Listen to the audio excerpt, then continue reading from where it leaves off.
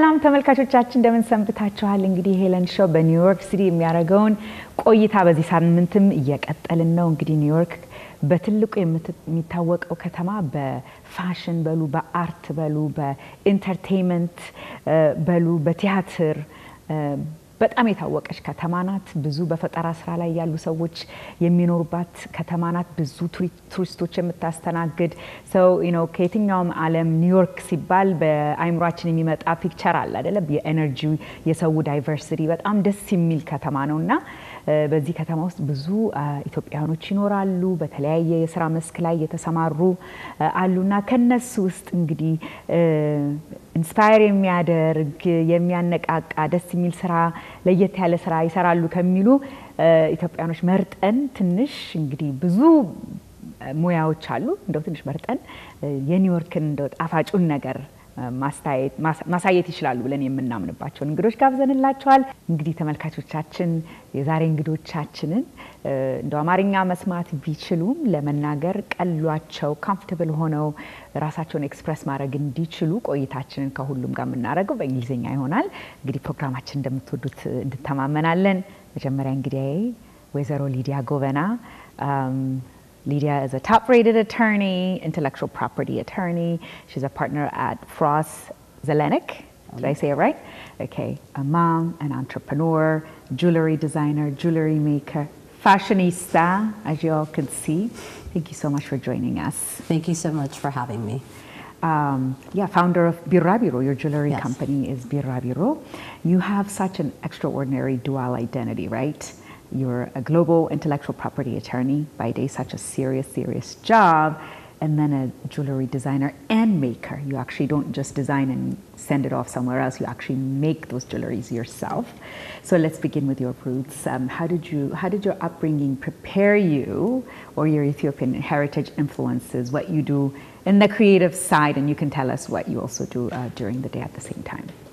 Sure. So I would say, starting with my upbringing, both of my parents were professionals, and they never set a limit on me. So in that way, I think it was a foregone conclusion that I would be a professional, even though the type of work that I do is very different from the type of work that my parents did. My father worked at the World Bank. My mother was a researcher dealing with traffic patterns and the like, though she was originally a social worker when she was in Ethiopia. So I think from that perspective, it was a foregone conclusion that I would be some type of professional. They wanted me to be a doctor, like I think almost all Abasha parents, but medicine was not my future, so I ended up in law, and then ultimately realizing how much I enjoy working with creative people and brands, I ended up in intellectual property. In terms of my creativity, if you think about Ethiopia, and I was thinking a lot about this, is that it is such a creative culture, whether it's in the music, the art, even the Abashad lips, right? The patterns and everything else like that. There's so much creativity, and even when you go to church, all the paintings and the muskads and everything else like that. And so I think the creative element was always around me, having been raised in an Abasha household. And so fortunately, I've been able to blend those two elements to have a career as an IP attorney as well as a jewelry maker. So you think it's that creative aspect of it that led you to that very specific, very complex niche, law of intellectual property, right? So I think to a certain degree, yes, though I don't think it was intentional. I think a lot of things in life happen, and then when you think about it later, everything makes sense. So I wouldn't say I intentionally thought I'm going to go into IP law, because initially I actually wanted to go into project finance, but I happened to get a job in IP, and I realized that that was the perfect career for me, and I don't think I would be a lawyer if I wasn't an IP lawyer. So many of our viewers are creatives, or they're entrepreneurs, small business owners, and some, there's a lot of misconceptions that people have about, intellectual property, right? So especially for developing artists, what do you think these misconceptions are? I know it's such a big question and probably like an extended answer, but what do you think some of the misconceptions people have, creatives specifically? I think one of the things I often see for businesses, right, or people starting up, and especially in sort of developing countries, a lot of times I will find that people will file these trademark applications that look similar to other brands, right? And so they sort of think that it's okay. Maybe the brand didn't have a registration in that country, or, you know, it sounded great and they have a great reputation. Let me take that forward, you know. But I think what people sort of have to understand from a branding perspective, I often associate trademarks. Imagine you are a trademark. We all are our own brands, frankly. And when you think about it, you don't want anyone else to pretend to be you, right? So I think for people who are out there, and as you're thinking about branding yourself, try to come up to something that's unique and that people will associate with you, because I do think that a lot of times people get into trouble because they think, oh, I'm just going to file this and it might be similar, but I might get away with it, and I think it'll cause them more problems, you know. The other things that I find with people when they try to go brand things, they think, oh, you know what, people will understand it if it describes my goods and services, right? And that's probably the worst thing you can think of when you think about a trademark. Say I'm in the footwear business and I decide to call it shoes. I mean, that's a really bad example, but shoes is my brand, and maybe I'll say S-H-O-O-Z. Truth be told, that's a terrible trademark because it's directly descriptive. And if you end up getting registration, which you may or may not get a registration for that, you know, other people are going to have similar marks to you, so you're not going to be able to distinguish yourself. So really, I encourage people, especially in the arts, and if you're creative, try to be different than other people and try to come up with unique names, and I think that will help you distinguish yourself. Okay. So that's good advice about, you know, the intellectual property portion of it. Let's talk about birabiro, which is your passion, right? What inspired the launch of this jewelry business? And then, you, like I said before earlier, you're not just designing this and giving it off to someone else to make it for you. You actually sit and you have a studio and you create these fantastic jewelry. So tell me, how are you able to balance this? First, how you started it, and then how you're able to balance with this very demanding career as an attorney and then a designer on the other side. Sure. So, you know, I started off birabiro for a couple practical reasons. I have very small wrists and hands, and so I love large pieces of jewelry. You know, I love big rings, I love big bracelets. My wrists are so small that I often would have to shop in the kids department, and so that didn't work for me. So part of it was I sort of started, you know, and I also started it because I realized I needed to do something beyond just simply being a lawyer. While I loved my job, I went through a couple of personal and professional challenges at the same time. I had a quite difficult client and I was very stressed out, so I decided to delve into that creative aspect because, you know, when I was growing up, I tried to paint and draw. I was told I was not that great at it, and so basically, but it's sort of true, you know, like, I can't draw and I can't paint, you know, so basically what happened was, you know, I got to that point where I realized that I needed to find a creative outlet. I started to make jewelry and I realized that that's where my talents lie. And it also solved the need of wearing, you know, making these big rings and bracelets. And so I started to make them for myself, and then over time I made some for friends and family. Then I started to sell to friends and family, and then I realized I'd have to expand my base because I loved making jewelry so much, because I do make everything myself. At least I make the first. I will make the first pieces. I have a studio at my house. I solder the pieces together. You know, so what you see are not just things that I'm drawing or I have someone else manufacture. I may have the manufacturer I do after the original piece, but I'm manufacturing the very first piece. The very first piece, and then you have partners that you work with. Yeah. Okay. It depends, though. On some pieces, I have to make them all from scratch. So you've exhibited at Milan Jewelry Week. Yes. Right? And then also other various galleries. I have, like, in New York. So how has that global art and fashion community responded to your work? And are they able to connect it? You know, this has some sort of a heritage, this has some background. Are you able to tell the stories through your jewelry whenever you exhibit in these spaces? So, yeah, I mean, I think I have fairly unique pieces. You know, I try to well, most of my pieces are out of my imagination. Well, because, like this one right yeah, here, right? So that one's actually named after my second daughter. Okay. It's a Kiki bracelet. So her name is Kiki? Yeah, it's Tariqua, but her nickname is... That's a beautiful name. Yes, yes. Okay. So, yeah, both of my kids have very Ethiopian names. My older daughter is Zoditu. Zoditu. Yeah, okay. so that is Ethiopian. Yes. For sure. Absolutely, Okay. absolutely. And I made sure of that because their last names are very American. So, so I wanted to make sure that the Ethiopian culture was there and it was at the forefront because their first names are. So I think in terms of that, so she always had a lot of energy, and so in those spirals, I try to show that energy, you know. And so I do try to tell a bit of a story. Like these earrings actually are named after my mother. They're the Ababech, but they also remind me of like the trips we used to take when we went to Ethiopia as a child. Like one year we went to Wando Gannet, and I actually have the Wando Gannet series, which is along the lines of these, but much more symmetrical circles. And so, you know, with each of the circles and they're connecting, it sort of tells a story of like the family and everyone as a family unit. That's great. And then I see you wear bold colors, your Instagram page. Fashion is obviously a huge part of your identity. And how does that, you know, when we think about lawyers, we always think about, at least I think in my mind, suit and tie, or for men and then women, like very structured. And you're very expressive. What does fashion mean to you, just in general terms?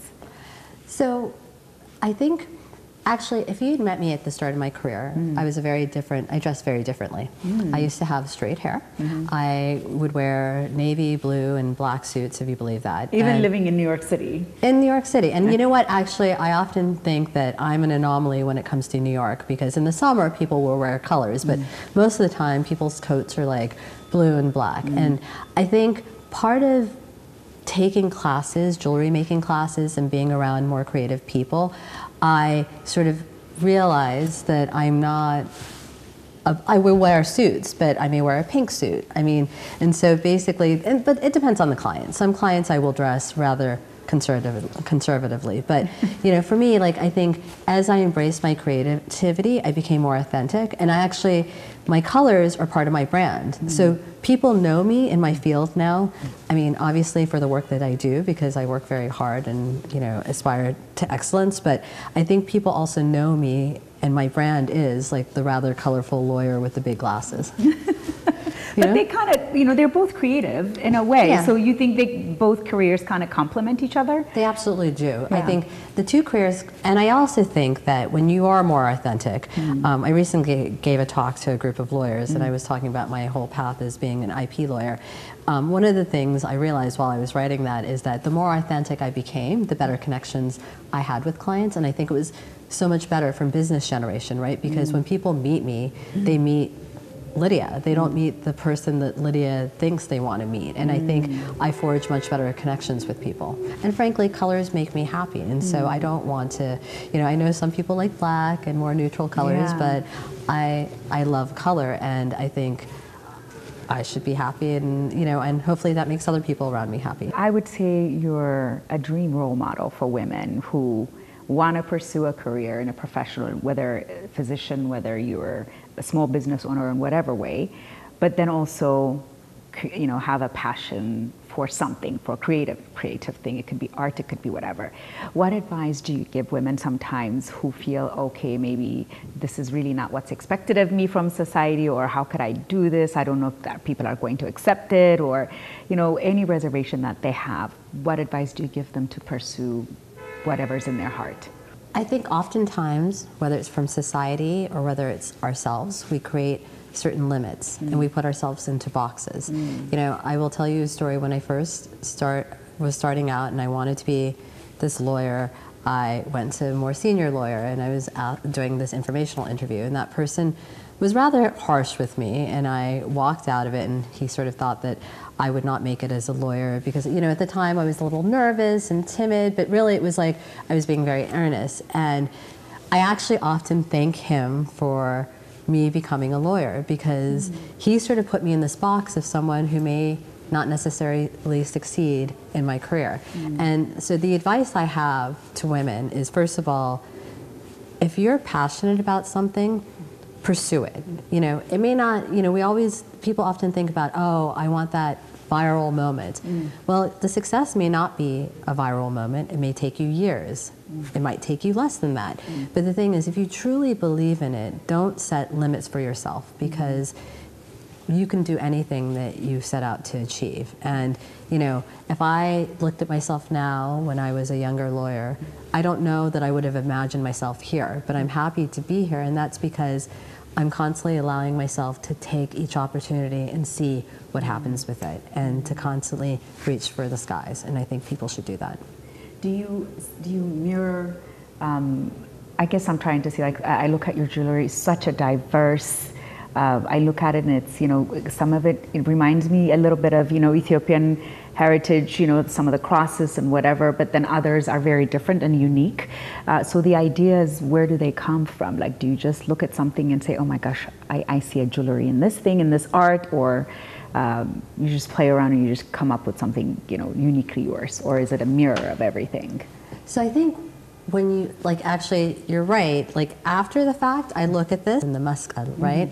But a lot of my jewelry, when you look at, like, this one, right, this little heart, you know, I sort of sit in the studio and I have wire, so it's usually like silver wire or brass wire, and I basically let the wire speak to me. So oftentimes when I create things, I may have an idea beforehand, but oftentimes it's just playing, and that's what I love about the whole process of jewelry making, is that I go into the studio, and even if I don't have an idea, I just start cutting things up and melting things, and then sort of see where it takes me. And, you know, and there's a lot of sort of Ethiopian influence in my jewelry, but there's also a lot of nature. I do a lot of different flowers, or this necklace here is sort of inspired by peacock feathers, but, you know. So when you see it, when you say it, I can see it. You can see it, but actually this was also sort of a mistake. So my original plan for this was a much cleaner thing, but it turned out, you know, the solder seams were too thick on the stem, but the mistakes actually turned into something beautiful. And I think that that's also a thing that I really enjoy about jewelry, is that I can make these mistakes, and sometimes my worst mistakes are my favorite pieces of jewelry. That's wonderful. That's wonderful. So where can people find your jewelry? So you can find it at birabureau.com. Okay, Yeah. Fantastic. Well, thank you, Lydia. I appreciate you taking the time to share your passion with us. We can see it clearly, obviously, in the color and the jewelry. The lesson for me is live your authentic self. Live how you want to live your life, right? Absolutely, and I'm really honored to be here. Thank you for having me. My pleasure. Thank you so much. All right, we'll be back. Stay with us.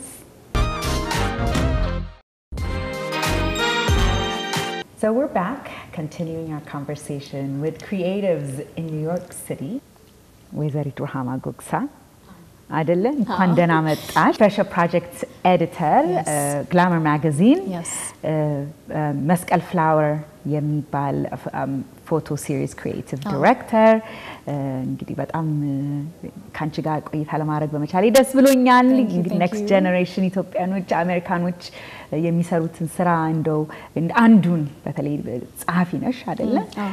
አንዱን መስክ ማየት የምንችልበት መንገድ ነው ያንቺ ኑሮና ደስ ብሎኛል ጊዜሽን ወስደሽ ከኛ ጋር ቆይታ ስለምታደርጊ። Thank you. እንግዲህ ተመልካቾቻችን ከሩሃማ ጋር የምናደርገው ቆይታ ሩሃማ ወልኛ እንደው በደንብ ብትሰማም በደንብ የልቧን ገልጻ ራሷን ኤክስፕረስ እያደረገች መናገር እንድትችል በእንግሊዝኛ ካንቺ ጋር ብናደርግ ቆይታውን ይቀልሻል አንቺ በማለት ነው አይደለ?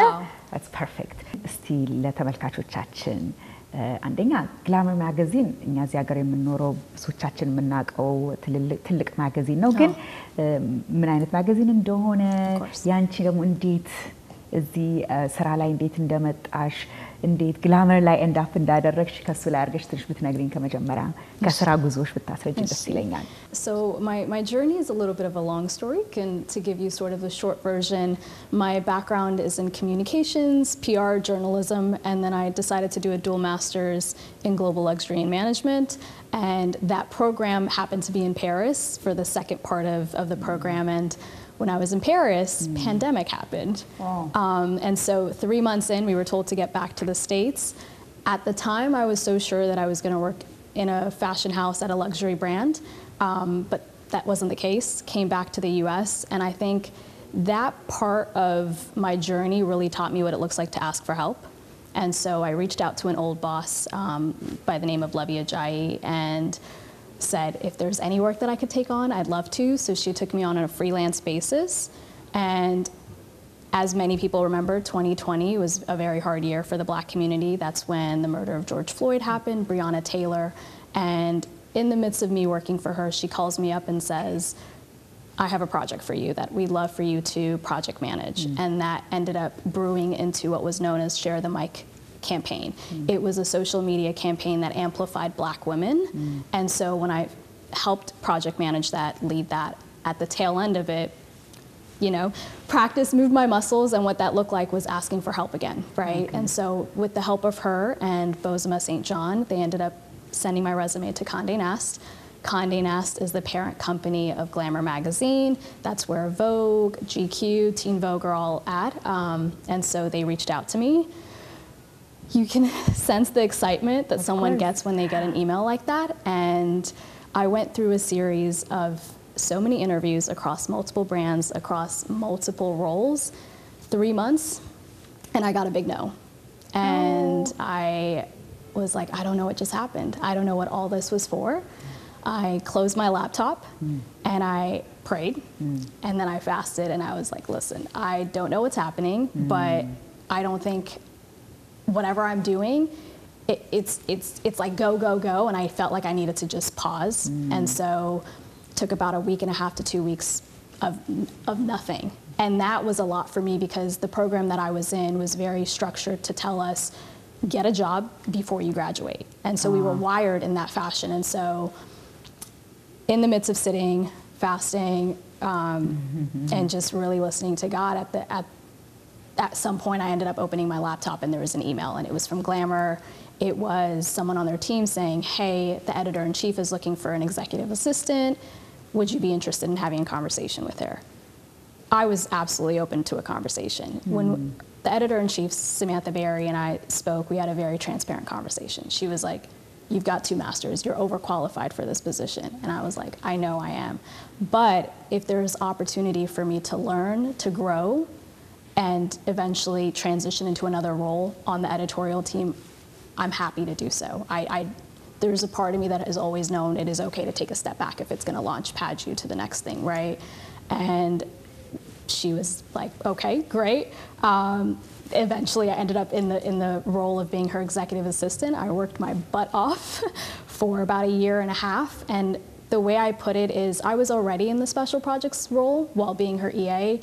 I was taking on so many projects across the team. Any opportunity there was to support, to help, I took it on, and eventually I was able to transition into the role. So now I've been there 5 years, and then I've been in the role for 3 years now. Wonderful. Yeah. It's like, you remind me of The Devil Wears Prada. Do you get that? People tell you that? You know, this boss, like this, you know, high-charging, you know, very glamorous boss. Very much you know, so. very connected, and then you come in. But it's such a beautiful story. Yeah. So you get, taking a chance, It you know, is. taking Absolutely. a chance. So what does a special projects editor do? So special projects editor is a 360 role, as we put it. It's a unicorn role. One moment you could be a creative strategist, one moment you could be a producer, event coordinator, and editor. And the best way to describe it is you take a story, you take a single idea, and what does that look like to expand it across platforms, right? What does it look like to take a idea, put it on the .com, then turn it into social media, maybe turn it into a podcast, an event, and that's sort of the way I look at an idea. It's very big picture, and how does that resonate across mediums? How does that resonate across various audiences? So at Glamour, I could be working on a dinner series, I can then be working on a style trends fashion piece, or I can be working on a huge editorial package that could take months, or I could be doing like our tentpole event, which is our Women of the Year event that we hold at the tail end of the year. That's wonderful. Yeah. So has your Ethiopian background influenced the kind of stories you want to tell, or you want to pursue, or the voices that you want to amplify Absolutely. in this role? Absolutely. Okay. I think being Ethiopian plays a very deep role in how I look at my storytelling, how I approach storytelling, and I think the biggest way to describe that is a lot of us have this hyphenate experience, right? I'm Ethiopian American, so I have a foot in 2 worlds. So I'm always hyper aware of what it looks like for stories to be centered around certain folks, and then for it to misrepresent other people, right? And so my goal is to highlight our stories, to put us front and center in everything that I do, right? But I think the biggest thing is being Ethiopian doesn't limit me from just sharing our stories, right? I think it's helped me hone in that there's a huge gap, there's a huge opportunity to tell so many different stories. And what that looks like is, I think, as an Ethiopian, I have this care and responsibility to tell the stories of Black women, the stories of immigrant daughters, right? The stories of what it looks like to have anyone that is at the intersection of culture, right? And so I really think about all those various avenues when I'm thinking about where I'm from. In the world of fashion and media, where you're in, representation is a huge topic all the time. Do you feel it evolving? Do you still see like a big need for it? From your vantage point, what do you see as representation? I think there's a lot of work to be done. Okay. I would say it's a yes and no answer. Actually, I'll start with no. No, because I think there's a lot around corporations that are still dictating what it looks like to put someone at the seat at the table, right? It looks like not giving voices to those that matter, right? I think we're still struggling with that on a corporate level when we think about various corporations. But I really do think that there's huge creative renaissance happening, right, across here in New York, across Ethiopia, globally, where you're seeing young folks who are saying, I don't need a seat at the table. I will build my own table. I will build my own platform. I'll build my own brand. And I think the truth in it now is that we don't need these corporations, we don't need these institutions, although we would hope that they're working to get there. They're open to work with you. They're open to give you opportunities. Absolutely. Yeah. But I think what I would encourage young folks to do is not to wait on institutions to give them permission, right? You don't need permission. You can go ahead and start your own thing. And I think the movement and the momentum is in that, right? In the young creatives who are just doing the work. So if you look back, or even right now in the project that you're in, is there one specific project that you feel like, oh gosh, this challenged me to my core, or has moved me, or has, allowed me to see the world differently? Is there a specific project or special project that you remember that had an influence? One of the biggest projects I took on and helped co-lead with our executive editor, it was her passion project, and she pulled me in and said, I'd love for you to help me take this on, and it was around paid leave and the lack of a national paid leave policy in the U.S. We're one of 6 countries, which is honestly blasphemy to really think about. But what that project ended up looking like is we followed 8 women for 28 days postpartum, and it ended up being this multimedia package of voice memos, photos, them submitting videos, self-tape videos of them going through the journey of giving birth to what it looked like the first 28 days, right? And it just really just opened our eyes to the stories behind what happens to women, right? In pregnancy, what happens to women postpartum, and you realize that storytelling has such a powerful impact when it comes to even legislation, right? And so from a special projects lens, the reason this project really moved me is we then took this huge editorial package we put together and we brought the storytellers to Capitol Hill. We had them meet their representatives, their senators. We had an opportunity to partner with Paid Leave for All, a nonprofit organization, Mothers Agency, and we built a full campaign around it. We were on Times Square billboards. We made like a funny baby book around it, and it said pretty much, if your mother has to go back 2 weeks after work, here is how to take care of yourself, right? Like that's the reality that folks are living in the United States. Yeah. And eventually we ended up, former Vice President Kamala Harris's team reached out and we hosted a Women's History Brunch at her residence, which was one of the most monumental moments for any of us. So it just shows the impact of storytelling, right? What starts off at telling everyday women's life stories can really translate into something, and we're still working on it until it's passed in legislation. So. And it's always on the news. I mean, a member of Congress trying to vote while she's still away on her maternity leave, and she's been told, no, you can't cast the vote, so you have to wait until you come. So this conversation continues all the time. That's fantastic. So you have a passion project, Mescal Flower, photo series. Tell me about it. Whew. I have been making a trip to Addisu for the past 3 years, just consecutively during diaspora season. And not this past year, the year before, I was like, I need an Abisha Qamis dress collection, B.A. I don't have one. I feel like at this age I should have one. And I had one of the most horrible experiences, to say the least. Aww. I mean, Shiromida is one situation out of itself, like freestyle tablo. I'm so tiny. Yeah, so nothing fits you. Nothing fits me. You poor thing. And then that whole process was a lot. And then I was like, you know what, let me just go to the designers. So $1,500 and I was like, for a dress, and you're like, are you kidding I was me? like, I mean, not that their talent doesn't deserve. Absolutely. But listen, I'm like, I studied luxury, so Yeah. I am all for paying, especially Yeah. Black talent, African Yeah. luxury designers, their worth. Yeah. But I was like, Let's be reasonable. Yeah. for a dress that essentially is not my wedding dress, Yeah. and I know based off design wouldn't amount to that, Yeah. is just really hard to swallow. Yeah. So I was like, I took a step back, came back to the US, and my cousins, very much this creative renaissance happening, were like, start your own brand. And I was like, And instead of going down that rabbit hole, I was like, let me learn more about the industry. So I put out a Google form just to hear what the frustration across diaspora globally was. Everybody kept saying the same thing, like, it's too expensive. It's too expensive. What you get versus what you ask for versus what you get is different. The quality, craftsmanship. Exactly. And so any creative, when we're in this moment of like, what next? You create a mood board is essentially what you do. So I went on Pinterest and I typed in Ethiopian Qamis dresses, and every single photo I saw, I was like, wait a second, this is all like photos of an auntie or a cousin taking another photo of her family member. There's nothing of editorial, from an editorial perspective, nothing that has like that high touch, high fashion value to it, right? And so I took a step back and I was like, I think I want to produce my own photo shoot.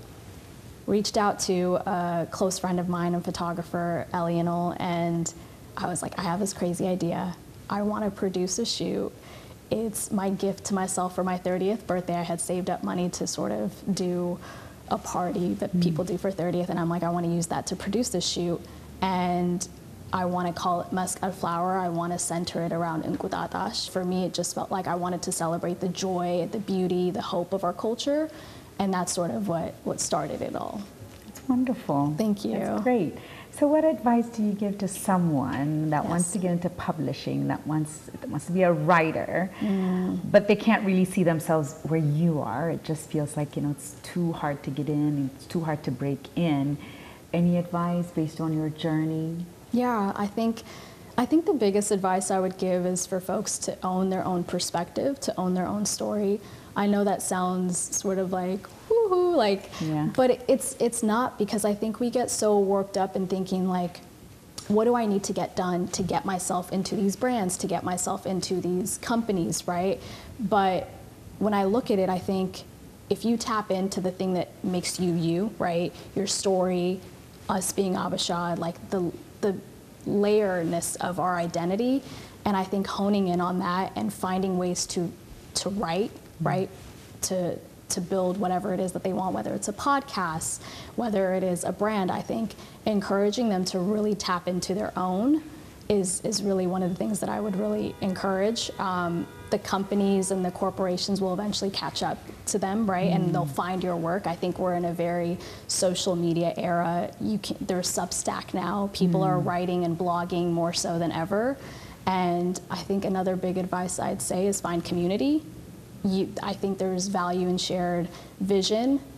Even in Muscat Flower, I think I couldn't have done it without community, right? Without building a team around it. And the best part is when you have an idea, you find a true friend or a true community member and say, hey, I have this idea.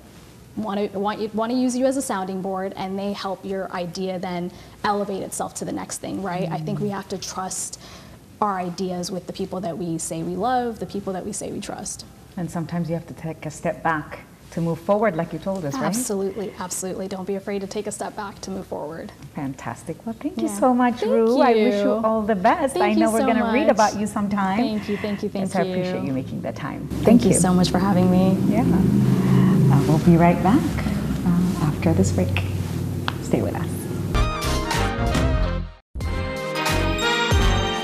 So we're back, continuing our conversation with creatives in New York City, and our guest now is Herrana Addisu, filmmaker, a model, social impact strategies. You're going to tell us what that is. Welcome to Helen Show, Herrana. Welcome. Thank you for having me. I'm really excited to be here. My pleasure. So take us back. Let's get to know Herrana, to your early years in Ethiopia. Yeah. You know, you were born there, you grew up there for a few years, and then you came to the U.S. with your family, right? So tell us about that. Tell us about your journey, what shaped your identity and who you are today.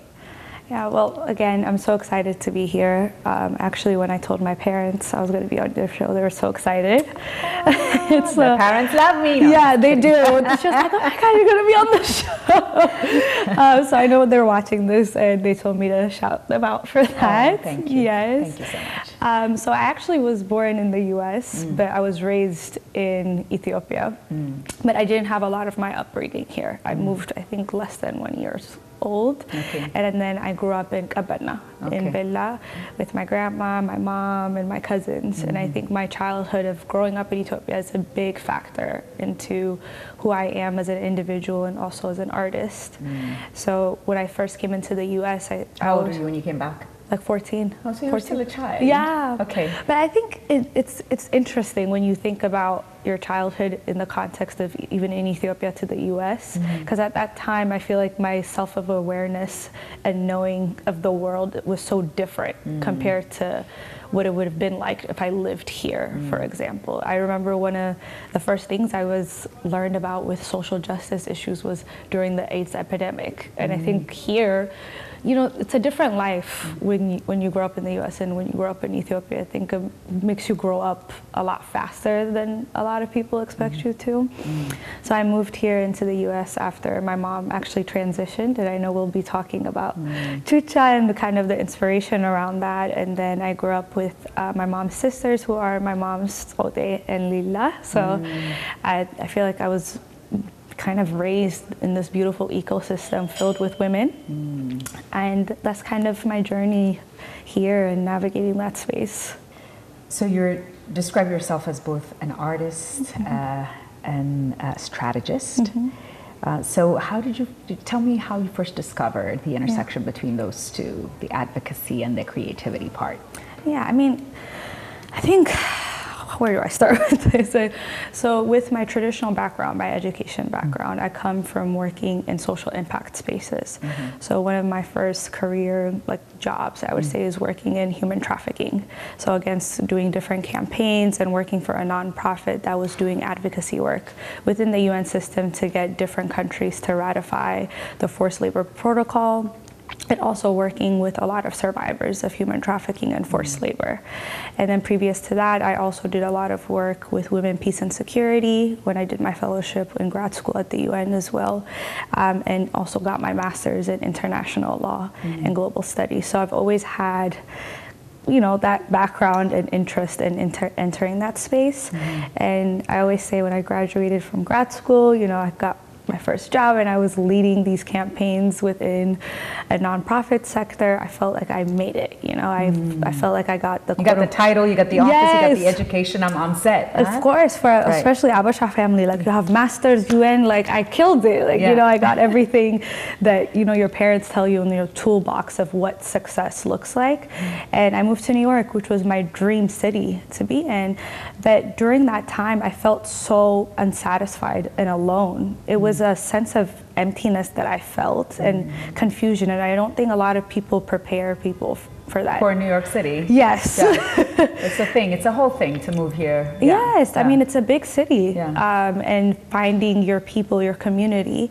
And I think more than anything, I felt like I was being told what life should look like. You know, you go to school, you get a job, and you are given this kind of blueprint of what success looks like, and you're not really taught of what success looks like for you and how to measure it. I find myself looking back at that time that I followed this path that I was told would make me happy, and when I wasn't, I was confused. Like, I'm like, I did everything. Why am I not happy? And then that's when I started getting back into doing a little bit of photography, and it wasn't to build a career or thinking that I would be starting my own production company. But I was just doing something that brought me peace. And around this time was when the pandemic started as well. So COVID. I think exactly where you really had to sit with yourself. And I think during that time, as you can imagine, the pressure with the industry we were working with was so severe. A lot of people were being impacted. The labor force was really impacted. And I don't think a lot of people understood the vulnerabilities people were facing, especially when we're talking about forced labor and protection. And it just was hard to work. It's like I'm home, I'm stuck, I'm hearing horrible things in the news. My job is around this as well, and I wanted an escape, and photography and filmmaking was my escape at that time. So when I would walk around, you know, before the sun set at 5, I would just pick up my camera and start documenting people. And it's when I started realizing, wait, there's a way I could do my work, but also restoring myself and what happiness looks like, and also bringing visibility and voices to people that you don't really see. So one of my first projects, which to this day is not finished, was about people within my community, in my neighborhood, that were starting community gardens and centers during that time. And I had no idea I was producing, directing. I just wanted to shoot what Tell their story. Yeah. And that's kind of where that merging I didn't define it till 2 years later. I was just going with it. That's interesting. So how do you balance the emotional weight of advocacy work with being creative and staying hopeful at the same time? I think it's a process I'm still trying to figure out for myself. You're tackling a lot of the topics that you're going after are pretty weighty. I mean, I think what brings me joy from it is seeing people tell their own stories. And I always say being a film director or producer is being a vessel for people to tell their stories. So having the background that I have, I think it puts me in the position to kind of bridge these dots that a lot of people don't see. And I think that's one of the things even now when people hear about my production company or what I do, they're just like, what do you mean you're doing community organizing or social impact as a director? Like, or are you just telling stories that we've heard and how documentary style? And that's where I've always pushed back that I don't shoot documentaries, I shoot films, that I tell the stories in a different way. And I don't like being told what I should be. You can't do this or you shouldn't do this. Not gonna, interesting. Why not? Good for you. Good for you. So tell me about Chucha Studio. What inspired it? What do you hope to do through it? Well, so starting off from what I mentioned earlier, my mom passed away when I was younger. I'm sorry. I mean, it's hard to say she passed away because I feel her like every day, and I think people's spirits live on. So I always say she's not physically here, but I do feel you feel her in your and I think even hearing her name is what legacy means to me, that people live on. But growing up, she always told me that I was teachable. I think that's one of the things that I admired a lot about her, of being my mom, was she would be like, don't let anybody tell you can't do anything. You're teachable. You might not know something, but you can always learn it. And you know, growing up with her and her even being sick at the time, she always had a sense of resilience and ability to think of the impossible. And that's what Chucha Studios represents for me, is bridging the gap of, yes, I still know what I'm talking about, I'm still a community organizer, I can have these dialogues and enter these spaces, but I am also an artist, and I don't have to sacrifice those two spaces. And especially during the pandemic, and I think we see it a lot now, is a lot of people think equity is just, you know, slapping on people of color into a campaign and then they're like, we did it, you know what I mean? It's not. And I think also being a model, I saw it at that time that, of course, I was getting paid for a lot of gigs or being brought onto projects because, you know, having black talent at that time was just, you know, exactly. But I look where we are now. Exactly. It's a whole conversation for another time. But it's out of style. As I was saying, but I wanted to dig a little deeper. Like, how can we do it in production? There's so much money in marketing, and it's not just about the talent in front of the screen, but how are we implementing that change within the supply chains? How are we hiring more people behind the lens, which is a huge industry? And what does equity look like? And that's what I wanted. That's great. You talk about telling stories with marginalized community versus talking about them. What's the difference? So it's putting people in the positions to also tell their own narratives. And I think that's the part that's really important with me. Whenever I do my work, collaboration is really important, especially when you have, you know, a production company and you're directing. It's very easily that it could feel like you're telling people what to do. But what I want and what I try to do within my work is to make sure that everybody that's on set with me feels like an artist on their own and they can navigate the space. So one of the stories that I've told was Welcome Home, which is really special to me, which is a series that talks about Black immigration and Black immigrants and African immigrants and the disparities that we face, whether it's, I don't think people understand, if you get a college degree in Ethiopia, it might not be credited in the US, so you're starting at a different stage in your career here, which also has impacts for you of what kind of jobs you can have and which spaces you can enter. So when I first did that project, I worked with 3 advocates, and they touched on their different stories of what it means to be an immigrant. And one of the things that made me really happy is they felt heard and seen, and it changes the tone even when you're on set. Because I've been on set when you're just doing commercial work, but when you're telling a story and people feel like they're being seen, there's an energy that transfers on set, and I think it translates into the end product of the art you're making as well. Where do you show these films that you've been shooting? Yes, so we've had private screenings. So for my debut short film, The River, we've shown the film across the world, in Tokyo, Ghana, Ethiopia recently actually. We also premiered at Amsterdam Fashion Week, LA, New York, and we've won a couple film festivals as well. One of the biggest film festivals we won was at Urban Film World, which qualifies films for the Academy Awards as well. So good for you. Yeah, so seeing a film made in Ethiopia travel, you know, the world, especially to Tokyo, I think that was the one that was the mind-blowing, that there was such a big language barrier because the film is in Amharic, but... Oh, the entire film is in Amharic? With subtitles, yes. Okay. But people loved it, and it's still, you know, being celebrated. So to see something live bigger than you, I think is also a testimony of the work that you do, is that it can with reach. passion. Yeah, when exactly. you do something with passion, it shows, and people, it's authentic, it's real, and people can connect to it, right? Exactly. So you're also a model. Yes. Tell us about that. How do you, so you're in front of the camera, and then behind the camera as well. Yeah. How'd you get into that?